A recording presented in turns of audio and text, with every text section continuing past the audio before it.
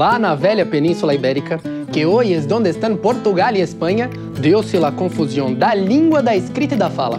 Português e espanhol, línguas hermanas, amigas e rivais.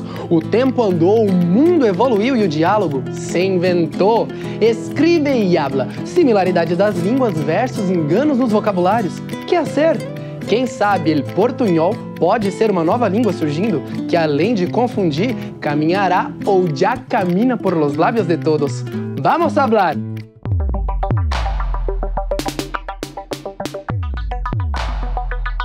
Houve um tempo em que Portugal e Espanha foram governados pela mesma coroa. E é claro que esse processo influenciou na língua falada nos países que foram colonizados por eles na América. Durante um longo período de tempo, por conflitos políticos, o Brasil, na época colônia de Portugal, ficou sob domínio da Espanha. Daí, entre meados do século XV até o século XVII, o espanhol serviu como uma segunda língua para aqueles portugueses de origem nobre, aqueles que eram ditos mais cultos. Mais ou menos como acontece hoje com alguns países que têm o inglês ou o francês como uma segunda língua importante de ser aprendida, saca? Viu só? Considerados cultos porque falavam as duas línguas. Não essa mistura estranha. Falavam, mas pelo que eu vi, tudo já era meio misturado. Os casamentos entre a coroa portuguesa e a espanhola incentivaram uma certa castelhanização da corte. E os dois termos, castelhano e espanhol, são usados atualmente hoje na Espanha. Depende muito da região em que se fala, né não, dona Norma?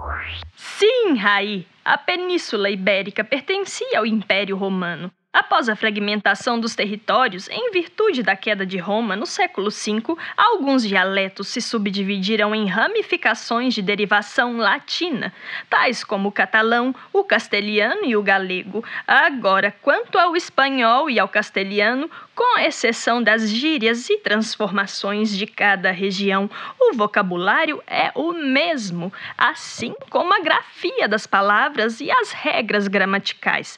A diferença é que os termos surgiram em épocas diferentes e estão envolvidos por questões políticas. Güey, achei um bafo isso tudo. Eu estou enamorado. Acho bem complicado. E o que o nosso português tem a ver com isso? Por que precisamos misturar ao invés de aprender mais? Agora tu acertou na pergunta, meu caro guardião. Vou até fazer um podcast para explicar melhor essa história toda aí. O portunhol é uma manifestação linguística, baby. Acepta que duele menos. Para mim, não passa de um idioma falso, ou melhor, um falso idioma, como se diria em espanhol, dicho e hecho. Vocês dois não tem jeito mesmo, né? Olha, eu diria que falso é um pouco pesado demais. A gente pode dizer que é um idioma ainda em construção, sem regras ou gramática definida.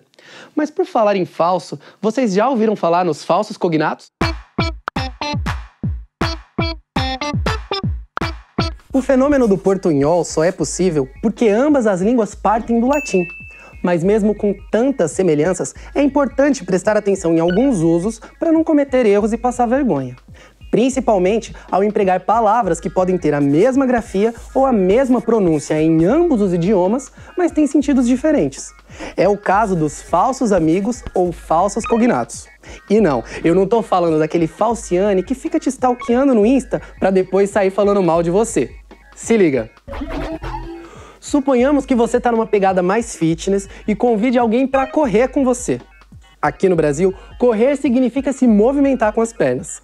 Mas na Espanha, se você fizer o mesmo convite, provavelmente a pessoa vai te perguntar: correr o quê? É que na Espanha, correr significa pegar. Ou seja, se corre um táxi, se corre um avião, por exemplo. Já na Argentina, correr tem significado informal e significa manter relações sexuais com alguém.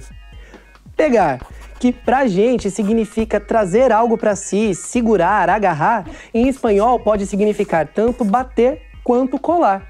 Inclusive, cola em espanhol se diz pegamento. Agora imagina só, você tá viajando pela América Latina, se depara com uma imagem impressionante. Você vira pra pessoa da região que tá do seu lado e diz: mano, que paisagem rara.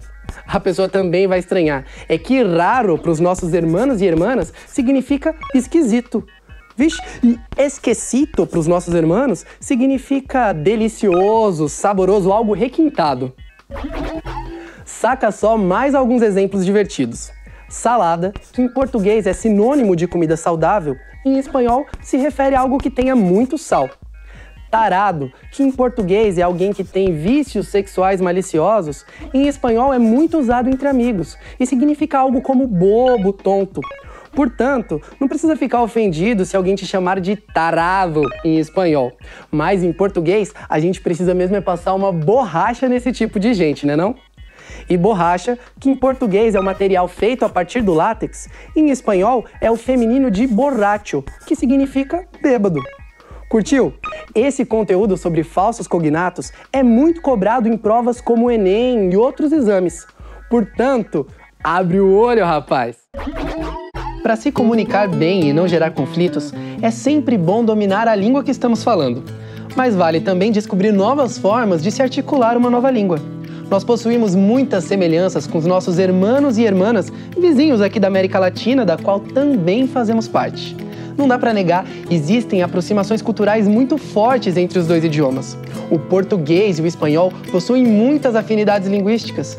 E o portunhol está aí, aqui, em muitos lugares. Por isso, vamos hablar siempre. Hasta luego, muchachos.